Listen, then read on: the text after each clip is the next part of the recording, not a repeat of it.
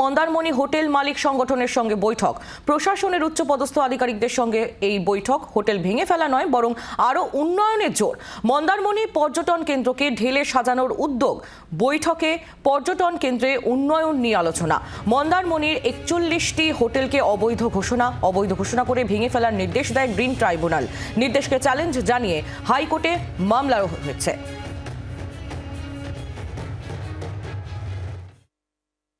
বিভিন্ন এজেন্সি যারা আসছেন, যারা অন্য অন্য স্টেট থেকে, সেদিকে একটা প্রোগ্রাম হচ্ছিল, ভুটান থেকে এসছেন এবং আরো দিল্লি ফিল্লি মহারাষ্ট্র, যারা বাইরে থেকে আসছেন সবাই চান যে সমুদ্র ধারে হোটেলে থাকবো। এটা সবারই পছন্দ সমুদ্র ধারে থাকার জন্য।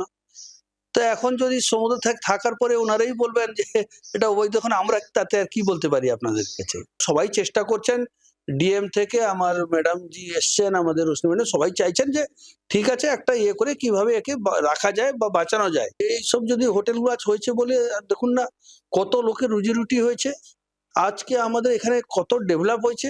আমাদের মাননীয় মুখ্যমন্ত্রী তো বলেছেন আমি যখন আছি আমি চেষ্টা করব তোমাদেরকে একটা আইনকে মাথায় রেখে সেটা কিভাবে বের করা যায়।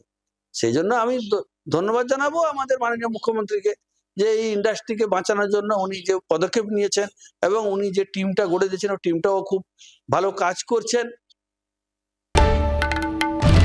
বাংলার আওয়াজ, বাঙালির আবেগ, জি 24 ঘন্টা।